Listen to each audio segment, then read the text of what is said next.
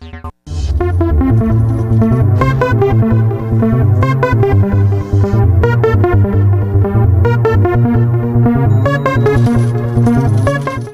damos la bienvenida a nuestro invitado, el licenciado José Manuel Vargas, presidente ejecutivo de la Asociación Dominicana de Administradoras de Riesgo de Salud, ADARS. ¿Qué tal? Bienvenido, ¿cómo le va? Buenos días, muchas gracias por la gentil invitación, estamos a su disposición. Muchas gracias por venir, Vargas, amigo viejo o viejo amigo. Vargas es una persona ligada al seguro por toda una vida y hoy está a cargo de la entidad que regula el seguro de salud en la República Dominicana. Hay muchos temas con esto de salud, al igual como lo hay con pensiones, pero pensiones todavía se ve más relegado porque la gente no piensa mucho en esto, porque la gente primero no se quiere pensionar nunca, y hablábamos de eso antes fuera del aire, y segundo, es un tema a futuro, pero la salud es día a día. Precisamente vamos a comenzar con el Consejo Nacional de Seguridad Social, que estaba cesante, vamos a decir así, porque los trabajadores, los sindicalistas, centrales sindicales, que son parte de la mesa del trípode de ese consejo, no estaban asistiendo, se retiraron por problemas. Hemos visto en la prensa que volvieron y se ya ha comenzado a reunir. ¿Qué pasa con el Consejo Nacional de Seguridad Social? Bueno, como bien tú señalas, el Consejo Nacional de Seguridad Social es un órgano multisectorial y tiene tres componentes básicos que son los sectores que tienen capacidad de veto. En este caso, el sector empleador, el sector trabajador y el sector gobierno. Al retirarse el sector trabajador, no podía sesionar. Luego de algunos contactos, algunas negociaciones entre ellos y el propio gobierno, decidieron reintegrarse. Y el pasado jueves se celebró ya formalmente una reunión del Consejo Nacional de Seguridad Social que produjo algunas decisiones importantes. Por ejemplo, decidieron mediante su resolución 371-04 aumentar el salario mínimo cotizable de 8.645 pesos a 9.855 pesos. Esto significa que el tope máximo para cotizar se amplía, porque tú bien conoces que son 10 salarios mínimos para salud, cosa que nosotros algunas veces no entendemos, que la salud es algo de cortísimo plazo, costoso, porque la salud de un ser humano no tiene precio, pero tiene un costo. Entonces, para salud, el límite son 10 salarios mínimos. Y para pensiones, que como bien tú señalas, es un tema importante, pero es a largo plazo, son 20 salarios mínimos. Sí. Yo creo que eso es algo que en una futura modificación de la ley debiera modificarse para que el límite sea igual, porque las necesidades de salud de un ser humano son impostergables, son de inmediato, y hay que darle al frente en el momento en que la persona requiere unos servicios de salud. Entonces el Consejo ya está integrado por todos sus sectores y nosotros esperamos que siga reuniéndose como normalmente lo hace cada 15 días. Vamos a dar algunas informaciones que la gente quiere saber para que entiendan esto que está ocurriendo. ¿Cuántas personas tiene ahora mismo el sistema de seguridad social en el área de salud? Ahora mismo tiene en el régimen contributivo 3.360.000 afiliados. Y en el subsidiado tiene 3.100.000. Quiere decir que de los 10 millones de dominicanos hay 6 millones de personas que tienen algún tipo de seguro médico. 6.400.000, el 64% de la población dominicana tiene una cobertura de seguro. De esos 3 millones y medio tienen un seguro, cotizan a la seguridad social y tienen un seguro que no es subsidiado. Así es. Es del régimen, lo que se llama el régimen contributivo. Es correcto. Que estos son vidas o incluidas ahí o contribuyentes diferentes. Son contribuyentes. Fíjense cómo funciona el sistema. Una persona, empleado formal de la economía formal, por el solo hecho de ser reportado a la Tesorería de la Seguridad Social, él y todo su núcleo familiar, compuesto por su esposa o esposo y sus hijos, hasta 18 años, y si son estudiantes hasta 21 años, están cubiertos en la cobertura de salud, sin importar su condición de salud. Fíjese usted que es algo eminentemente importante esta conquista social del pueblo dominicano en cuanto a la seguridad social se refiere y sobre todo en salud, porque antes había preexistencia y solamente estaba cubierto el trabajador, el titular, ahora no. Ahora todo su núcleo familiar. Y se aporta, el empleador aporta un 7% y el empleado aporta un 3%. Y eso le da cobertura para todo su núcleo familiar, sin importar su condición de salud. ¿La ADARS regula solo lo que está en el régimen contributivo? Pero déjeme explicarle, ADARS, la Asociación Dominicana de Administradoras de Riesgos de Salud, no regula, porque quien regula es la Superintendencia de Salud y Riesgos Laborales. O sea, ahora, CISARRIL. La CISARRIL. Ahora nosotros sí tenemos una organización que reúne las principales administradoras de riesgos de salud privada. Nosotros manejamos el 92% de los afiliados al régimen contributivo del Seguro Familiar de Salud. O sea que ustedes no tienen, son todas menos SENASA. No, no somos todas, solamente somos 7. Hay otras ARS autogestionadas, hay otras ARS públicas, como es precisamente el SENASA y Salud Segura, y hay otras ARS que son privadas que no están en nuestra asociación. Pero les reitero, ¿Pero qué es autorregulada? son, por ejemplo, la del Banco Central.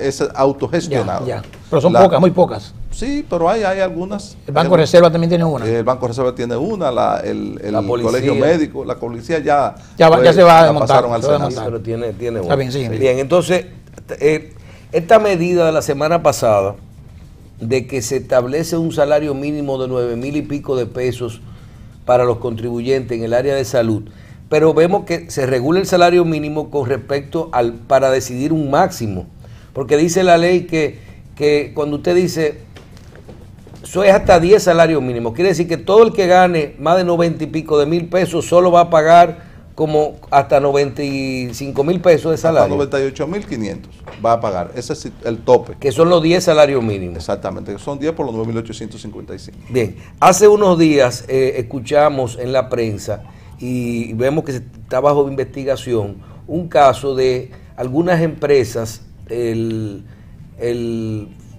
ficticias, fantasmas que se crean en el sistema, que le dan muy duro a las ARS, y es personas que se dieron la tarea de crear empresas ficticias, nóminas ficticias, inscribir en la TCS para poder y vender hasta unos planes médicos de salud basado y poniendo a esta persona con unos salarios de 1,000, 1,500, hasta 800 pesos mensuales.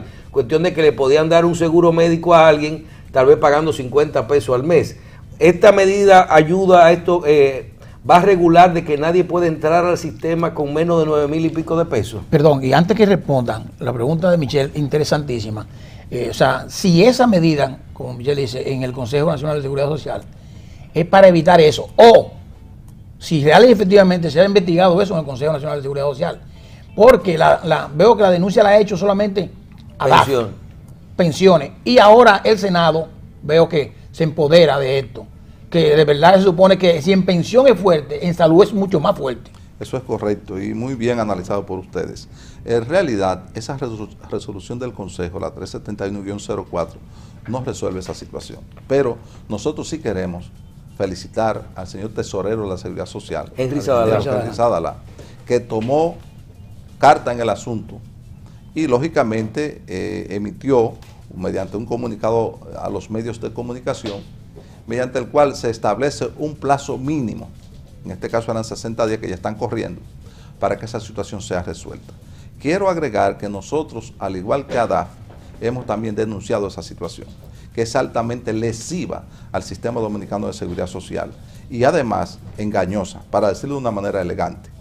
Hay sueldos que han sido reportados por 25 pesos, por 50 pesos. El sueldo. El sueldo, Imagínate. 100 pesos. Imagínese usted, y casi siempre son núcleos familiares grandes. 4 o 5 familias. 4, 5, 6 por o 7 800 y pico de pesos. Entonces, cada uno. Una persona que se ha reportado por 100 pesos aporta al sistema 10 pesos, pero él tiene 7 hijos y la esposa, y él son 9. 9 por 8 son 5,600 pesos le cuesta al sistema y él aporta 10 pesos. Pero a la ARS no le cuesta nada eso. El problema es de la ARS va a recibir un per cápita, claro, el que está establecido, acorde con la cantidad de miembros que tenga ese núcleo familiar. Correcto. Pero nosotros somos parte del sistema, claro, y lógicamente los recursos son limitados. Entonces es un abuso que una persona esté recibiendo por 10, por 9 trabajadores, por 9 miembros de su núcleo familiar, cuando solamente esté pagando 10 pesos, porque eso está de una forma u otra alterando el equilibrio financiero del sistema. Y si eso se permite, llegará un momento en que no habrá recursos para atender a lo que es justa y de manera seria están reportando lo que deben reportar. Por eso le preguntaba, y perdóneme la duda, porque sí, ciertamente sí, he visto como muy abanderado a Kirsi Jaque con el tema, porque si realmente a las ARS en términos económicos no le afecta, sí afectaría, como usted dice, en el sentido general del sistema. Claro. Pero de verdad que la ARS también tiene que meterse en la lucha fuertemente, porque esto es un fraude de marca mayor. Pero también nos afecta porque esos núcleos familiares casi siempre tienen personas que están enfermas y por tal razón el costo para nosotros es altísimo. Y nosotros como un ente del seguro de salud, del régimen contributivo, como un actor del sistema, no podemos permitir ese tipo de fraude. Nosotros estamos opuestos radicalmente por principio y por la forma transparente como nos manejamos. Cuando ADAF salió con un comunicado, nosotros aplaudimos y respaldamos ese comunicado y demandamos que esa situación fuera resuelta lo antes posible, porque esa es la denominada elusión, mediante la cual se reportan por debajo de los sueldos que ganan los trabajadores, hay empleadores ficticios, o como nosotros denominamos, que son empleadores que no reúnen los requisitos de un empleador, que son una especie de empleadores digitales y que tienen que ser virtuales. Por suerte, el Tribunal Constitucional emitió su sentencia 123-15, que establece la eliminación de los empleadores virtuales. Claro. Porque casi siempre la siniestralidad de estos empleadores, de estos empleados que están en esos empleadores virtuales, es alta. Es un 250%. Wow. Eso es parte del desequilibrio en un país donde tenemos recursos muy limitados y que los recursos que recibimos, que recibe el sistema, pues muchas veces no alcanzan por este tipo de fraudes que se le hacen al sistema, que deben ser corregidos. Y así como dice que la salud no tiene precio, pero sí tiene costo, real y efectivamente, ¿usted cree que esa investigación que hizo, o denuncia que hizo el Tesorero Nacional de la Seguridad Social, Henry Sadalá, se cuantificó? ¿De qué monto estamos hablando? Eso es un monto importante. Hay una cuantificación sin lugar a dudas, pero yo pienso que eso está cerca de 200 millones de pesos mensuales. ¿Mensuales? Así es. Eso es algo... Pero pueden ser 10.000 vidas que están ahí, 10.000 asegurados. Pueden ser más. O sea, 10.000 personas ficticias en el sistema. Sí. Que usted le están dando, por ejemplo, salud. Sí. Puede ser más de ahí. O sea, que tienen salud, que diríamos casi como si fuera un seguro subsidiado. Totalmente, pero que está dentro del régimen contributivo. Claro, exacto, esa es la diferencia. Esa es la gran diferencia. Porque el subsidiado lo paga el Estado. Sí. Lo cubre el Estado. Sí, a través lo cubrimos de Senasa. ellos tienen que pagar lo cubre. a los prestadores. Pero lo pagamos nosotros a través del presupuesto nacional. Es correcto. El Estado es el intermediario. Así es. Licenciado, vamos a dejar a un lado el tema de los fraudes y de la resolución de la semana pasada. Pero perdóname, escúchame, Michelle, escúchame. Usted habló de ilusión y evasión. La diferencia. Son dos conceptos diferentes. Vamos a aclarárselo a la gente. Perfecto. La evasión es cuando una entidad pública o privada, por la razón que sea, la privada porque es pequeña y la pública por la razón que sea, no está reportando a la Tesorería de la Seguridad Social. No está reportando 100%. Nada. Okay. Entonces es una evasión, está evadiendo su responsabilidad establecida en la Ley 8701. Y la ilusión es cuando usted gana 100 y lo reportan por 20.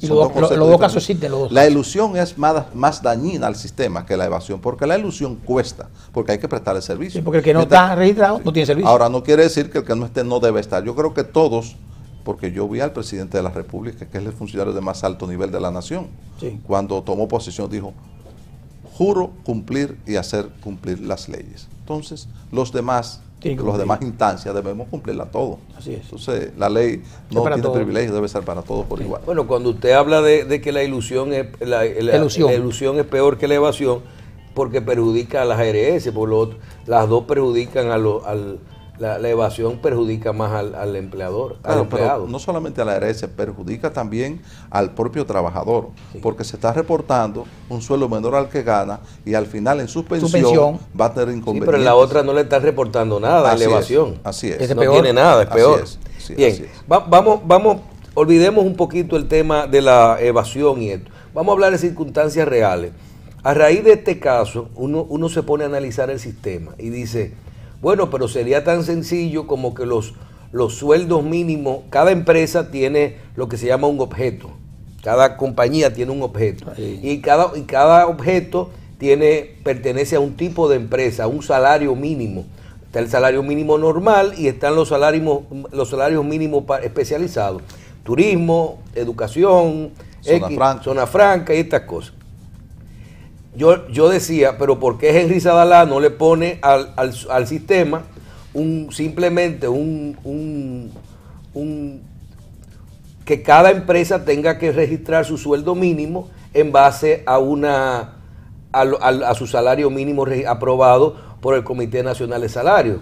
Entonces, pero me pongo a pensar, digo, pero ¿qué pasa con casos reales? Casos reales, por ejemplo, un profesor que trabaja por hora y que realmente gana 1,000 pesos al mes, que tiene una materia que está en el sistema de seguridad social y que su institución no comete un fraude al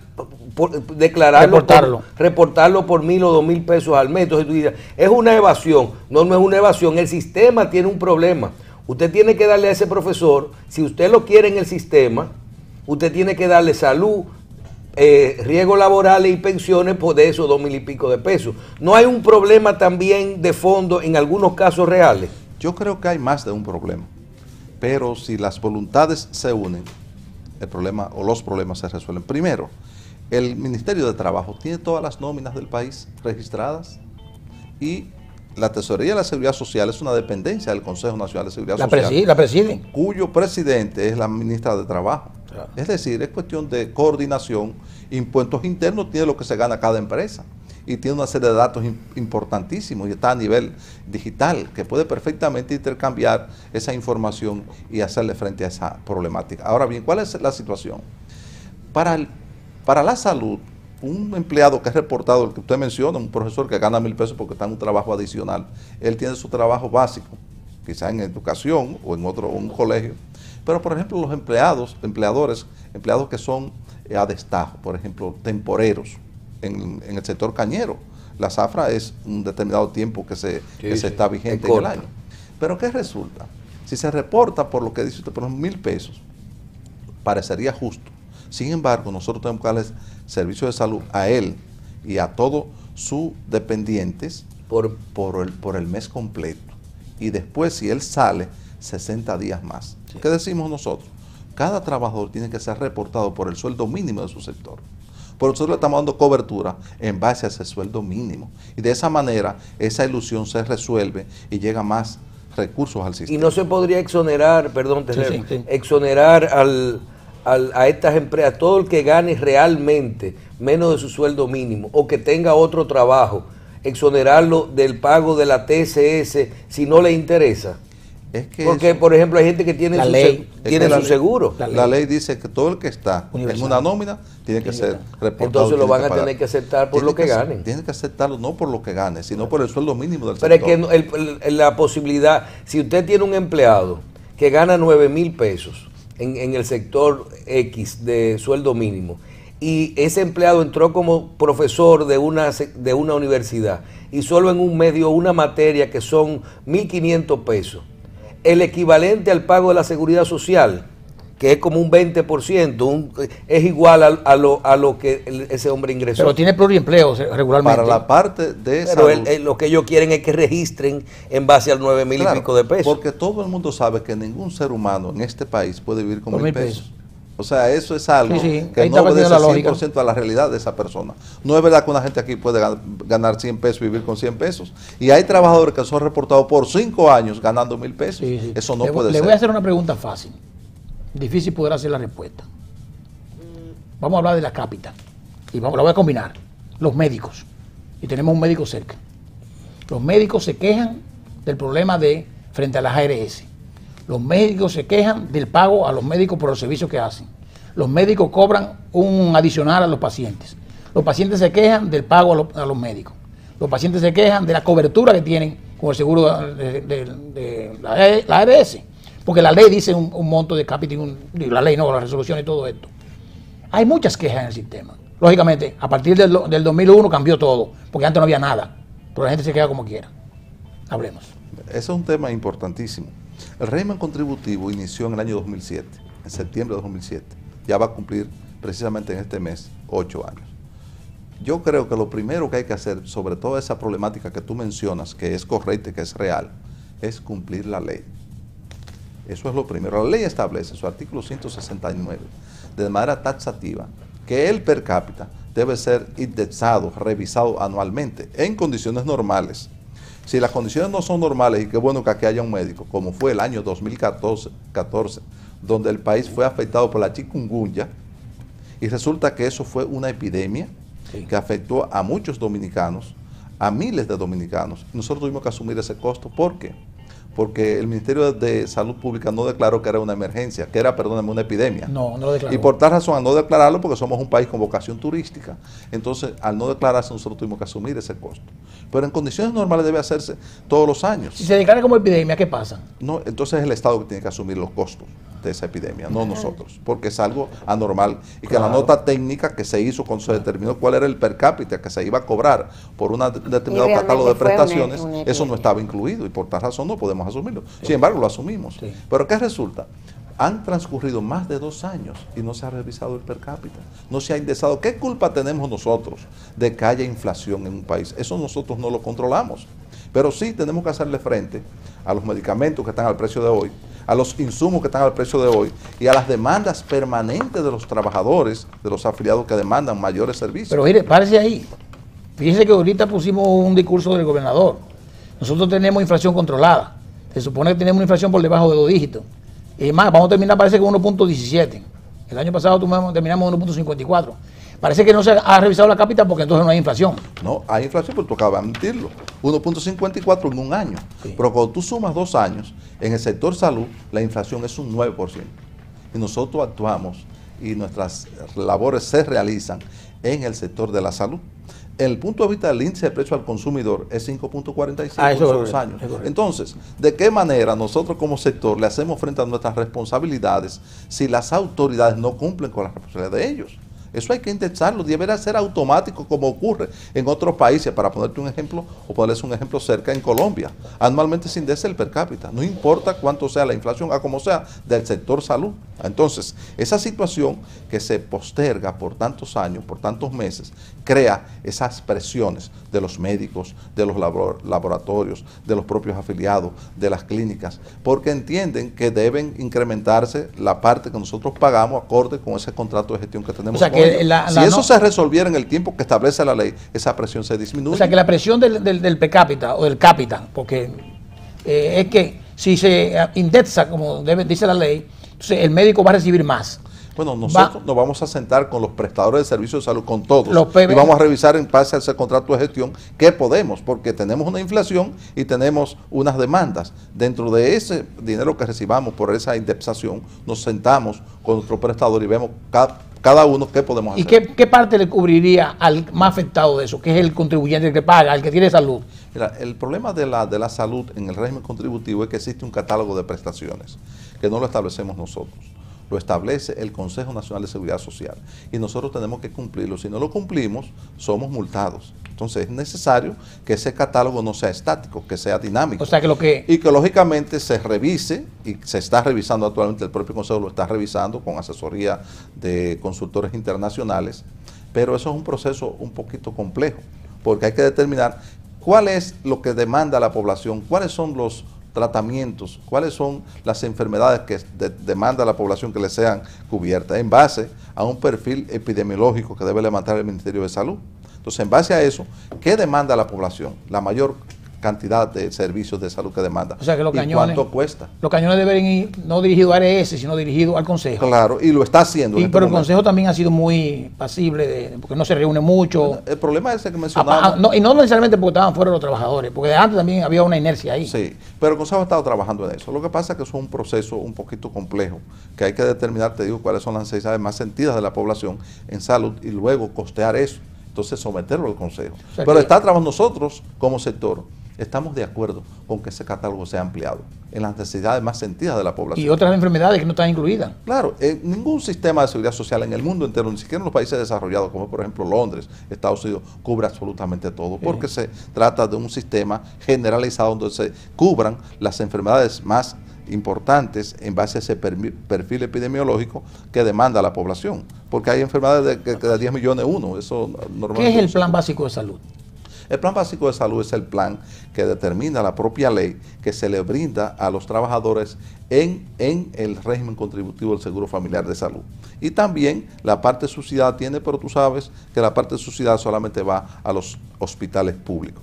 La parte privada de ese plan básico fue lo que se determinó, pero originalmente, como tenemos un sistema abierto de especialistas, se denominó Plan de Servicios de Salud, PDSS, que eventualmente tendrá que ir al plan básico, pero para ello es necesario, vuelvo y repito, que se cumpla la ley que establece de manera taxativa que la salud debe prestarse por niveles de atención y que tiene que tener una puerta de entrada, ese primer nivel de atención, que todavía aquí atención no se ha primaria, implementado. atención primaria.